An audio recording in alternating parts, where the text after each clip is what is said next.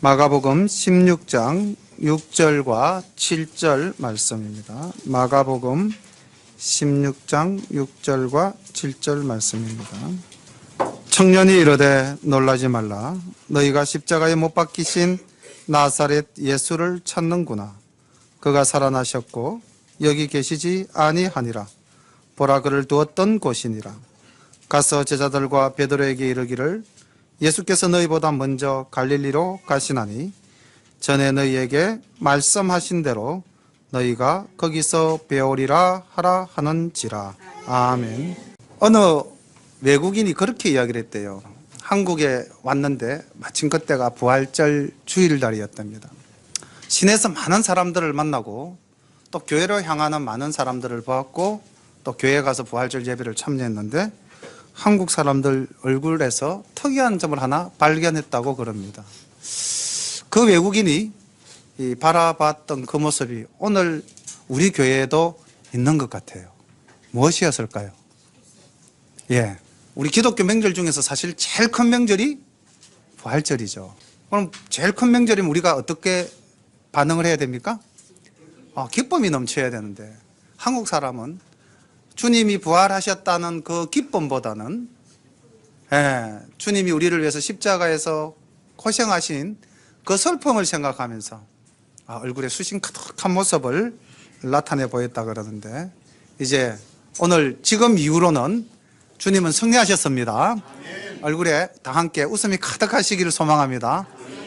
이렇게 환히 웃는 얼굴로 우리가 주님의 부활을 기뻐하며 이 기쁜 소식을 나가서 전하는 우리 모두가 되시기를 간절히 소망합니다.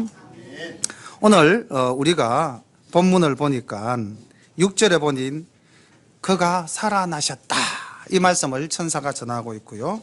7절에 가서 보니까 너희가 거기서 배우리라. 그러니까 주님은 살아나셨고 우리는 주님을 만나 뵐 것입니다. 그래서 설교 제목도 살아나셨고 우리가 배우리라 라고 정했습니다. 본문은 마가복음 16장을 본문으로 삼되 우리 모두 고린도 전서 15장을 보조 본문으로 오늘 활용을 하겠습니다.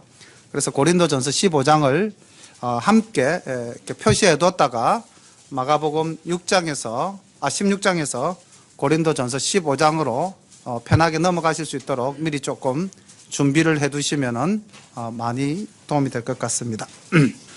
마가복음 16장 1절부터 함께 말씀을 보겠습니다. 안식일이 지나매 막달라 마리아와 야고보의 어머니 마리아와 또 살로메가 가서 예수께 바르기 위하여 향품을 사다 두었다가 안식 후 첫날 매우 일찍이 해 돋은 때에 그 무덤으로 가며 서로 말하되 누가 우리를 위하여 무덤 문에서 돌을 굴려주리요 하더니 눈을 들어본 적 돌이 벌써 굴려졌으니 그 돌이 심히 크더라. 무덤에 들어가서 흰옷을 입은 한 청년이 우편에 앉은 것을 보고 놀라매 청년이 이르되 놀라지 말라. 너희가 십자가에 못 박히신 나사렛 예수를 찾는구나. 그가 살아나셨고 여기 계시지 아니하니라. 보라, 그를 두었던 곳이니라.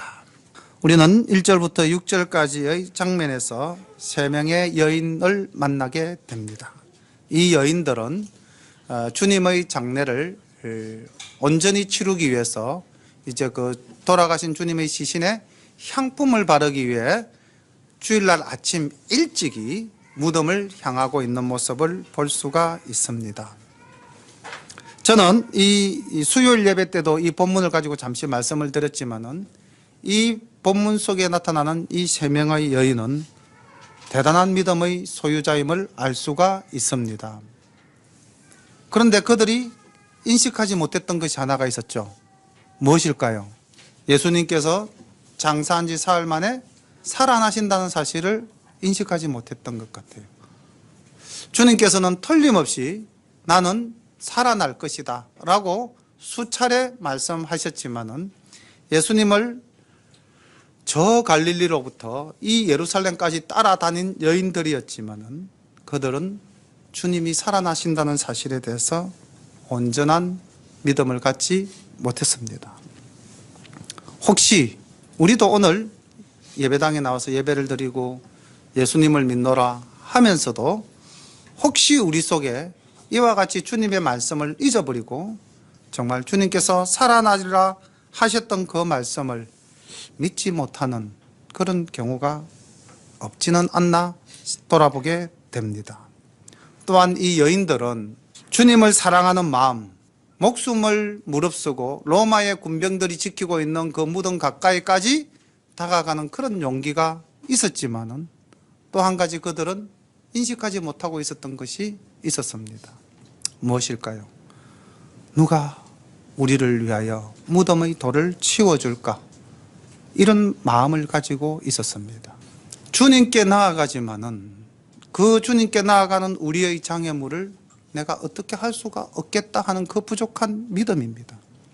오늘 이 예배에 참여하신 우리 성도님 중에서도 혹시 내가 주님을 사랑하는 뜨거운 마음이 있고 성령님 주신 확신도 있는데 그러나 또 살아가면서 내가 주님을 믿노라 살아가지만은 내 삶의 여러 가지 현실적인 또 내 스스로가 해결하기 어려운 한계적 문제가 닥칠 때 이를 어떡하나 혹시 염려하시지는 않으십니까?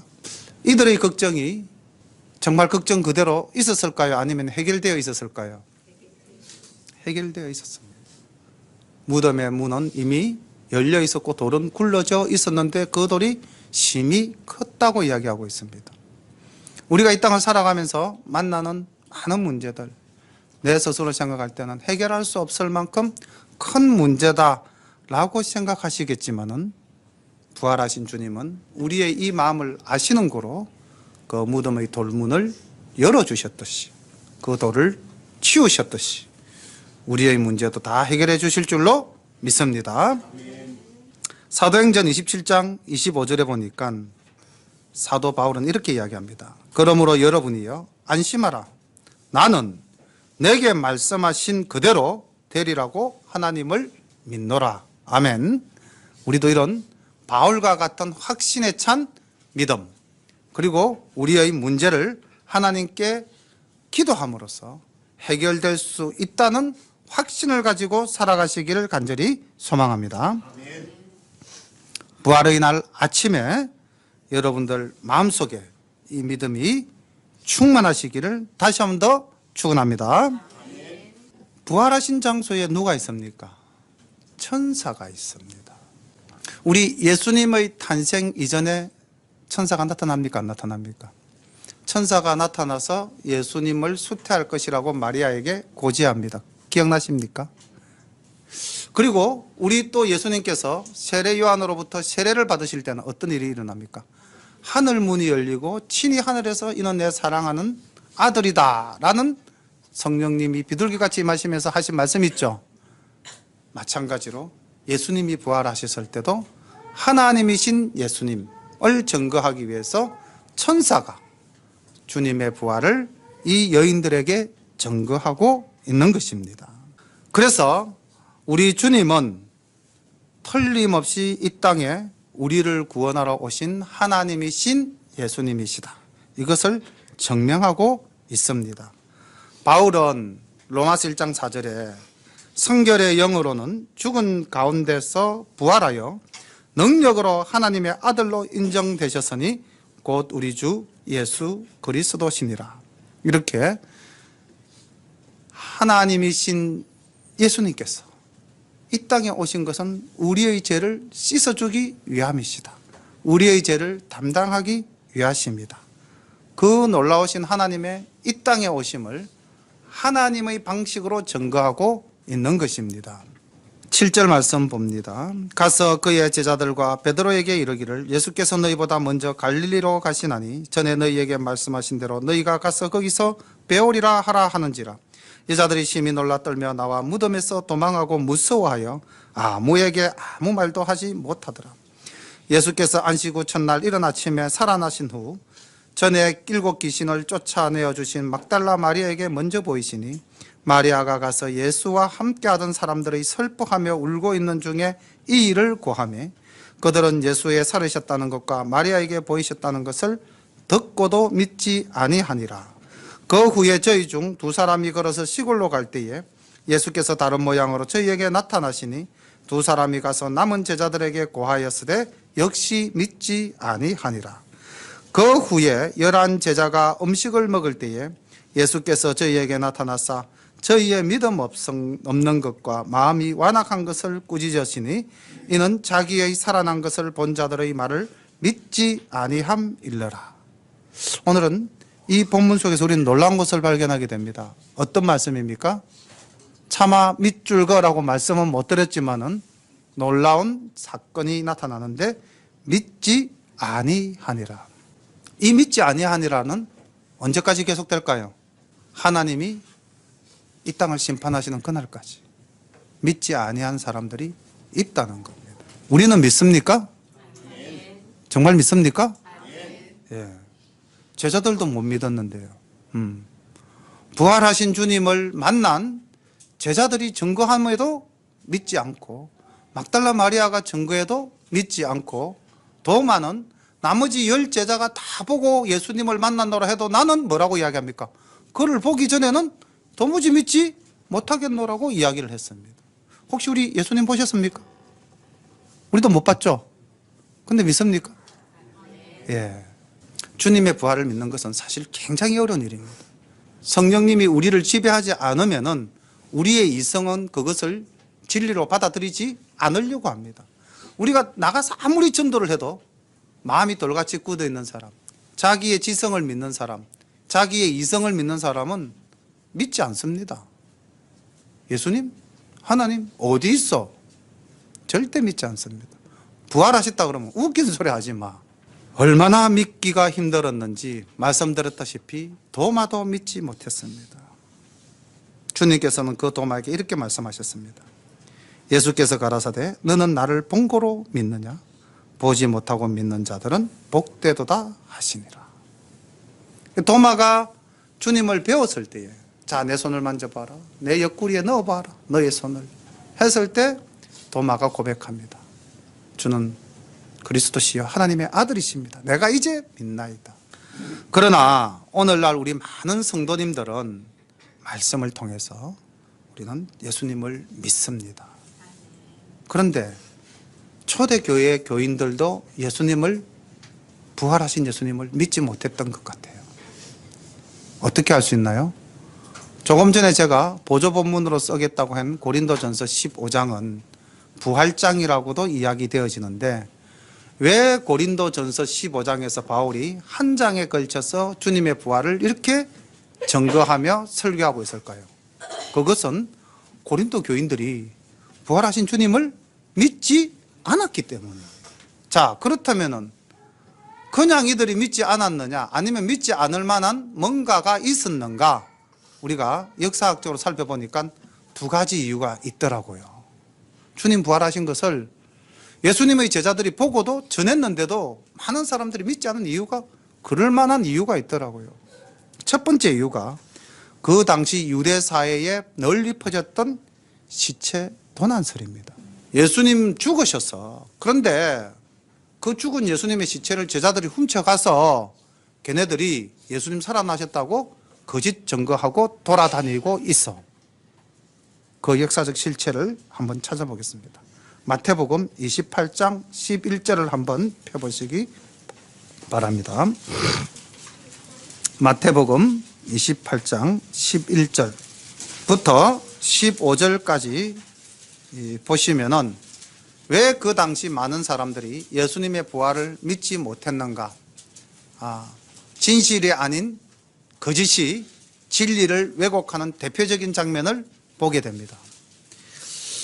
여자들이 갈 때 파수꾼 중 몇몇이 성에 들어가 모든 된 일을 대제사장들에게 고하니 그들이 장로들과 함께 모여 의논하고 군병들에게 돈을 많이 주며 가로되 너희는 말하기를 그의 제자들이 밤에 와서 우리가 잘 때에 그를 도적질하여 갔다 하라. 만일 이 말이 총독에게 들리면 우리가 권하여 너희로 근심되지 않게 하리라 하니 군병들이 돈을 받고 가르친 대로 하였으니 이 말이 오늘날까지 유대인 가운데 두루 퍼지니라. 시체 도난설을 만들어냈습니다. 누구가? 유대교회 지도자들이. 오늘도 자기의 권력과 자기의 기득권을 유지하기 위해서 진리를 왜곡하는 집단들은 많이 있습니다. 사이비 종파들이 대체적으로 그렇습니다. 자기들이 권리나 자기의 기득권을 유지하기 위해서 거짓 진리로서 많은 사람들을 현혹하고 있죠. 거기에 빠지면 올바른 판단 능력이 상실되어져 버리는 겁니다. 두 번째로, 그때 당시에 있었던 일 중에서 초대교회가 성장해가니 사탄이 가만히 볼 수가 없었겠죠. 그래서 이 초대교회를 현혹할 한 이단 종파가 나타나서니 그것이 바로 영지주의자들입니다. 주님 부활하셨어. 맞아, 인정해. 그러나 부활하신 것은 무엇이다? 영이다, 육이다? 영이다라고 하는 거죠. 예수님의 육은 부활하지 않았고 그 영이 얼마나 고차원적인 영이냐면은 마치 사람과 똑같은 모습으로 나타나. 예수님이 나타날 때 보면 문은 잠겼지만 예수님이 싹 나타나죠. 그런 것을 이야기하면서 이건 영이 아니면 육을 가진 존재는 벽을 뚫고 들어올 수가 없잖아. 예수님은 영으로 부활하셨다라는 영지주의자들이 팽배해져 있었습니다. 그래서 많은 사람들이 또 그 말에 현혹되어져서 예수님의 부활을 믿지 않거나 믿더라도 자신들의 논리로, 자신들의 생각으로 잘못 이해하는 자들이 많았다는 겁니다. 요한복음 20장 22절부터 27절까지를 쭉 보면은 이제 나타나신 예수님과 도마의 대면 사건이 나타나는데, 요한이 이렇게 요한복음에서 기록하고 또한 요한 1, 2, 3서에서 기록한 것은 그 당시 요한이 제일 나중까지 산 제자 아닙니까? AD 90년경쯤 되면은요, 영지주의자 판을 쳐서 많은 예수 믿는 사람이 다시 유대교로 돌아가거나 또는 영지주의에 빠져들거나 또는 예수를 믿지 않거나 이런 상황으로 돌아갈 때 요한은 자기가 본 사실을 분명하게 증거하면서 예수님은 육으로 부활하셨다, 그 근거를 기록하고 있는데 22절에 보면은 저희를 향하사 숨을 내쉬었다, 숨을 내쉬다, 호흡하셨다. 이거는 영적인 몸이 아니라 육적인 몸임을 이야기하는 것이죠. 그리고 또 요한은 디모데를 만난 장면에서 주님께서 하신 말씀을 기록하고 있습니다. 내 손을 보고 내 옆구리에 손을 넣어 보라, 이렇게 친히 말씀하셔서 육으로 부활하신 것을 증명해 보이셨다고 이야기하고 있습니다. 그리고 누가복음 오늘 우리 교동문에서 읽으셨다시피 누가는 예수님께서 친히 하신 말씀, 사람들이 영으로 부활하였다고 하였지만 나는 육으로 부활하셨다고 친히 말씀하신 장면을 기록해 놓고 있습니다. 그래서 오늘날 우리도 주님은 부활하셨고 그 부활은 온전한 부활이심을 우리는 믿습니다. 믿습니까? 네. 그럼에도 못 믿었어요. 오늘 우리 주일학교 친구들과 고린도전서 15장을 가지고 말씀을 함께 잠시 나누었습니다. 우리 친구들도 말씀을 보니까 믿어진다고 고백했어요. 많은 사람들이 예수님의 부활을 믿지 않았을 때에 바울이 분명한 논리로 말씀했습니다.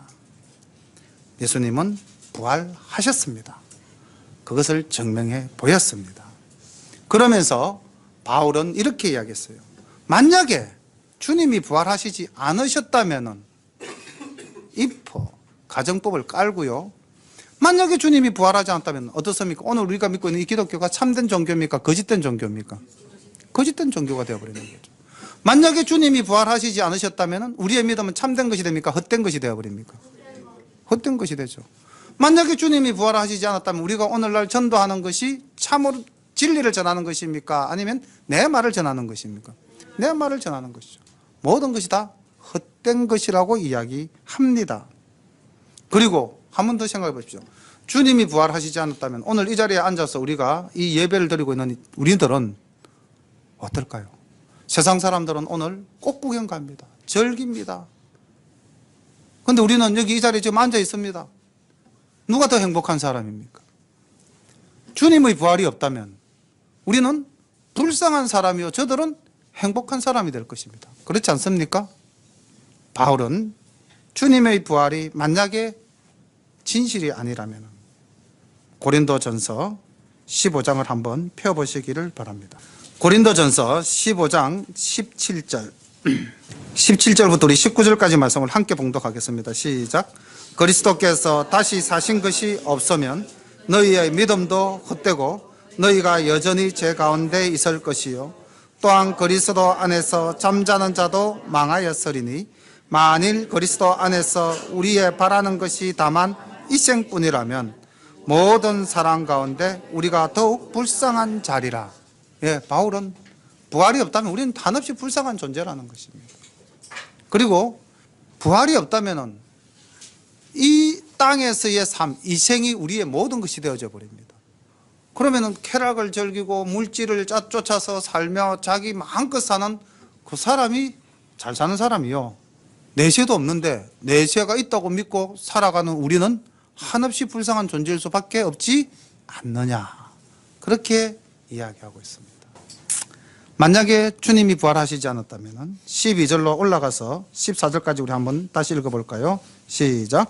그리스도께서 죽은 자 가운데서 다시 살아나셨다 전파되었거늘 너희 중에서 어떤 이들은 어찌하여 죽은 자 가운데서 부활이 없다 하느냐.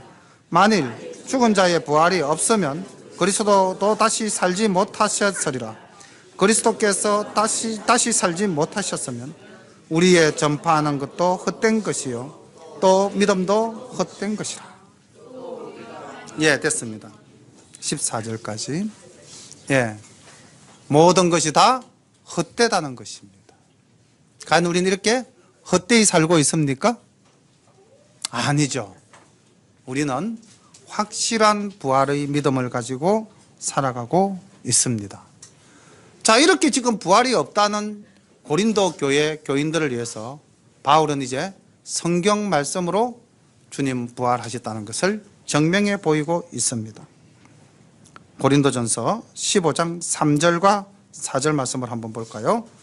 내가 받은 것을 먼저 너희에게 전하였노니 이는 성경대로 그리스도께서 우리 죄를 위하여 죽으시고 장사 지낸 바 되었다가 성경대로 사흘 만에 다시 살아났사. 주님의 부활은 성경을 이루셨다. 하나님의 말씀을 이루셨다. 선지자들의 예언을 이루셨다. 주님께서 친히 이 땅에서 하신 말씀을 이루셨다는 것입니다. 믿습니까? 성경에 봐라. 주님은 우리의 죄를 지고 가는 어린 양이다. 이사야서 53장에 보면 그 주님의 모습을 얼마나 잘 묘사해 놨습니까? 그대로 이루시기 위해서 주님은 십자가상에서 돌아가셨다. 그리고 주님은 우리를 구원하시기 위해서 반드시 살아나신다고 주님 친히 말씀하셨고 그 말씀대로 살아나셨다. 성경의 말씀을 이루신 부활의 역사를 이야기하고 있습니다. 두 번째, 부활은 분명한 사실이다. 내가 증명할게. 너희들 못 믿겠어? 내가 증명하겠어. 오늘 우리 친구들도 이 말씀 믿고 읽고 믿음을 가졌습니다. 바로 고린도전서 15장 5절에서부터 8절까지의 말씀입니다.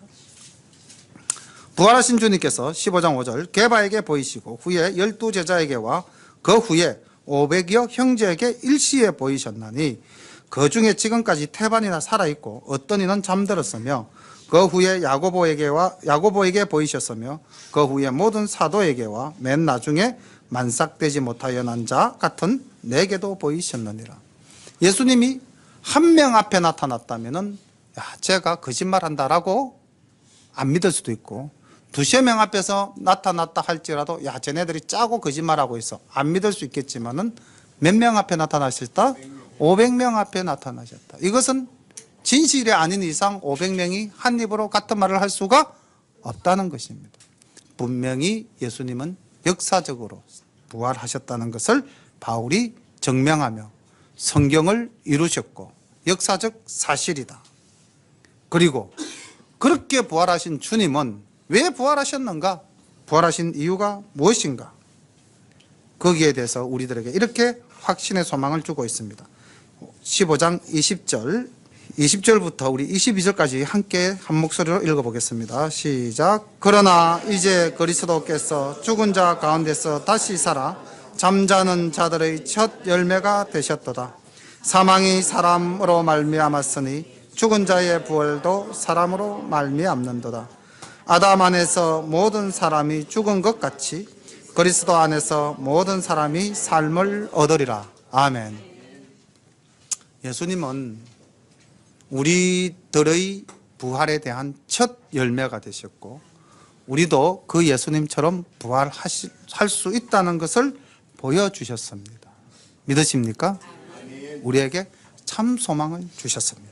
희망의 신학으로 널리 알려진 몰터만 박사는 이렇게 말했습니다. 부활은 우리 모두의 신앙에 보이지 않는 기초돌이다 라고 말했습니다.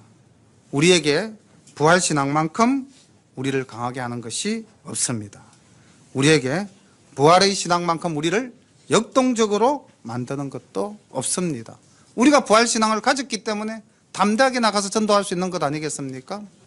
그러므로 오늘 이 예배를 통해서 우리 열린가족 모든 성도님들은 주님께서 우리를 위하여 사망의 첫 열매가 되셨다라는 이 기쁜 소식을 세상 모든 사람에게 전파하는 그런 믿음의 사역자가 되시기를 간절히 소망하며 오늘 부활을 함께 기뻐하시기를 축원합니다.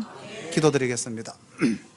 사랑의 아버지 하나님, 부활은 틀림없는 사실입니다.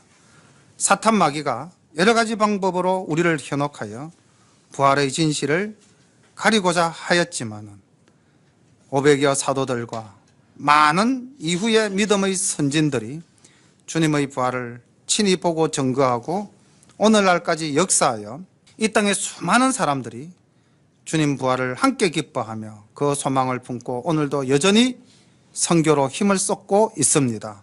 아버지 하나님, 우리 열린 가족도 이에 동참하여 이 기쁜 부활의 소식을 우리 구암 지역과 소개 지역의 많은 믿지 않는 영혼들에게 또 믿다가 낙심한 영혼들에게 전하는 복된 날이 되게 하옵소서. 오늘 저희들이 이 기쁜 소식을 전하기 위하여 또 소개 지역과 구암 지역으로 나아갈 때에 주님 저희들에게 담대함 주시고 저희들과 함께 동행하시어서 놀라운 역사를 우리의 눈으로 보게 하옵소서. 예수님의 이름으로 감사하며 기도드립니다. 아멘.